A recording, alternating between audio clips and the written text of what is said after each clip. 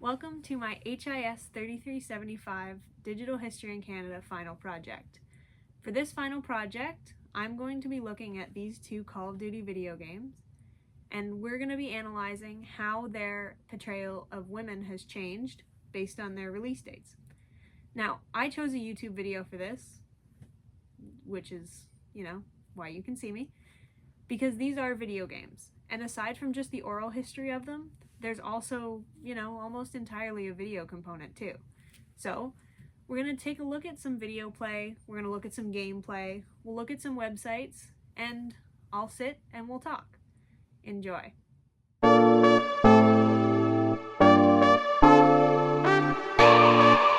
Now, before we get into the deep part of the analysis of portrayal of females in these two video games, we're going to work our way through a little bit of quick information on the campaigns. Call of Duty Advanced Warfare was released in 2014, but it's set in the year 2056. It follows Jack Mitchell, a former Marine who lost his arm in combat and moved to a privatized military under the Atlas Corporation, and his journey through realizing that the Atlas Corporation is actually the big baddie and the big problem. Now, we get through a lot of this storyline before there's really any female interaction at all, and then eventually, slowly, we see our one and only relevant female, Alona. Now, she comes in as an ex-Spetsnaz and interrogates a character, and then suddenly she's just kind of there. She doesn't really get a backstory like anybody else. She also notably is the only character to be called by her first name. So that sets our tone. Next, we're going to look at Call of Duty Vanguard, but first, let's give you a look at Alona. Here she is. The meeting is... You might as well kill me. I'm already dead.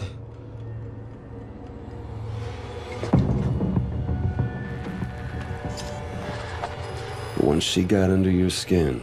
Please, Pierre, work with me. Let us help each other. The campaign in Call of Duty Vanguard is admittedly quite different from Advanced Warfare. In this game, the campaign lets you go through several different perspectives, playing as four main characters from Task Force 1. They're charged in 1945 to invade Germany, find a cache of documents, and then get back to Allied forces. Unfortunately, it doesn't go to plan. They're captured by German Gestapo, who take them to Berlin for interrogation. They then have to work their way through escape, and as Germany falls, they manage to get out and retrieve their cache. It's played through four different perspectives, so it's a little bit more ranged in what you get to see, but Polina is actually one of those main characters. Two of the other members of Task Force 1 die off fairly quickly, so we don't get to see their perspective, but Polina brings something real and intriguing to the story, along with her other castmates. And that's Vanguard's campaign.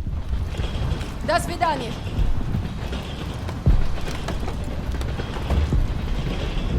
Let's go!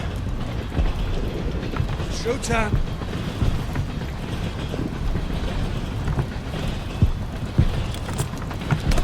Properly begin this analysis, we're actually going to look at understanding how the characters are introduced. In Advanced Warfare, Alona's introduced late in the game as an interrogator. We don't see her in combat for a little while, but it's really the words that are spoken about her that says a lot more about this video game and its portrayals of females. Alona's brought in to interrogate an enemy doctor who's been captured, and her job is essentially defined as being manipulative, and it's pretty well shown that they think she can do it because she's a woman. It's narrated almost immediately that she can either be your best friend or your worst enemy, and you won't know it till it's too late. Now, that could be said about a man, but unfortunately that's just not something that many people say about men. It is something a lot of people say about women. On the other hand, though, Polina in Vanguard, she starts off strong. She starts off fighting with the crew, not as something special, not as something different, but just as a working member of the task force. Now, aside from their introduction, there is actually a very marked difference between the backstories of Alona and Polina Petrova. We only know Alona as an ex-Spetsnaz, and that's really as far as it goes. She doesn't get much in the terms of being a character. She kind of just gets to be Alona. There's nothing to really know about her that this game gives us. On the other hand, though, Polina, we do admittedly have to give some grace. She is played in her backstory, so we get to know more, but there's also more humanity in her. She's portrayed as a character who fights for the right reasons, who might fight for revenge, but who is there because she earned it, not just because she kind of appeared on scene.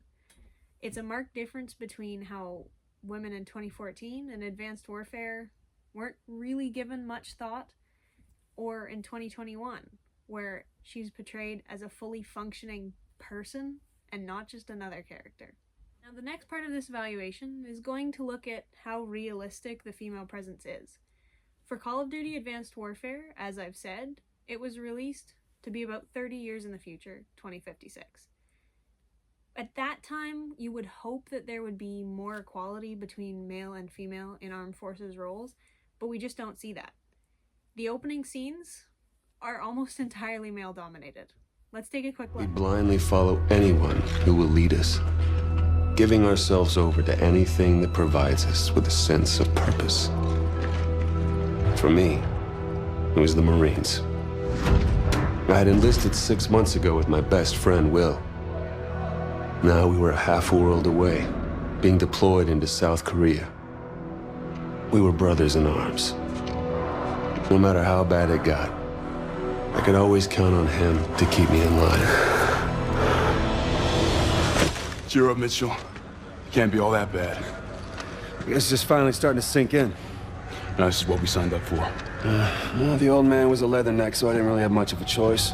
Yeah? I joined up because of the old man, too. More just to get away from him. So even in the Marines, there's not many women.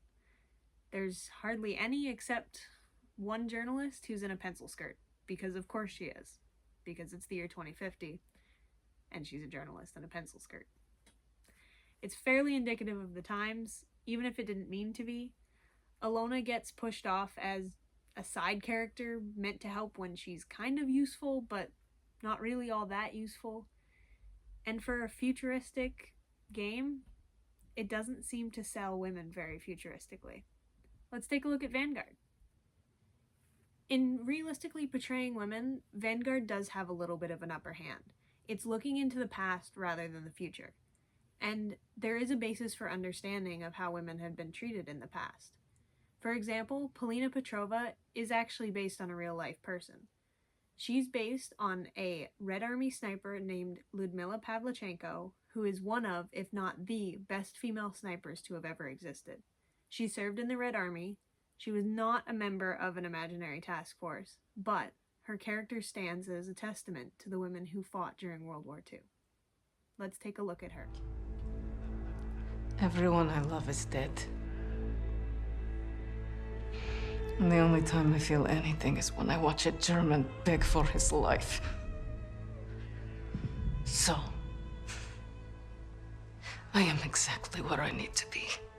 Now, admittedly, this game does much better to realistically portray women, even though it was in the past, when, historically, the past has not been super awesome for women. Like we said, she was based on a real person, so Lyudmila Pavlichenko did really fight, was really that good of a sniper, but Polina is a little bit different. The game developers here went in a more tactful way than they did for Advanced Warfare, because there is still marked sexism. When the team is captured, Polina is pulled out as the weak one of the bunch, which is probably the most opposite of the way to describe her. But she's pulled aside. The officer wants her to scream. He wants her to react like a woman. But it's done from the characters, not from the development of the story. It's shown that Polina is stronger than that, and that the Nazi man interrogating them was wrong to think that she's that weak. It's done tactfully and respectfully, and not in a way to ignore that women were underestimated, but done in a way to show it well. Polina's a strong character, and she's actually human. She has feelings, she has emotions, but she doesn't have this cold, manipulative, terrible lack of really anything behind the eyes. She's shown to be a character who pushes for what she wants, who fights, but who's not willing to sacrifice herself for something that she doesn't need to. Now, aside from just looking at the characters themselves, it's also good to look at the reaction and the way Call of Duty use them outside of their video games. So, we're gonna do just that. Unfortunately, surprising or not, Alona is not really used as anything. It's about the male characters.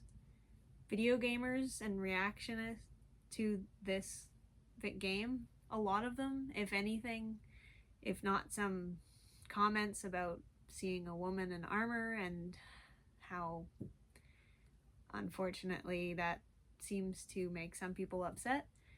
There are some comments that are pretty good, some of them that are thankful to see a female character in any capacity. One writes, they haven't seen many female characters in Call of Duty, so it's nice to see. Now, if we compare that to the way Petrova is shown and the way Call of Duty uses Petrova, it's black and white.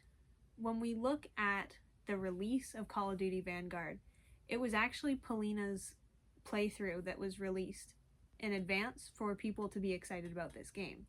It was her story, her fighting, her determination that led Vanguard as it was released.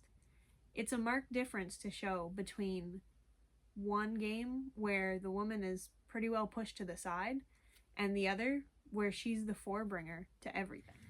As we come to the end of this analysis, I hope you've been able to learn a little bit of the change in female representation between these two video games. Now, this was Call of Duty specific, however, it does represent a larger trend in video games overall. Our first video game, Advanced Warfare, has done well to illustrate that in 2014 and earlier, females weren't that well represented. Alona, though an interesting character, wasn't given very much to work with. Now compare that to our later game, 2021 release, Call of Duty Vanguard, where Polina Petrova is a fascinating character with an even more fascinating story. Thankfully, this means that for women, video games are in fact improving, and it provides hope for the future. That's all for now.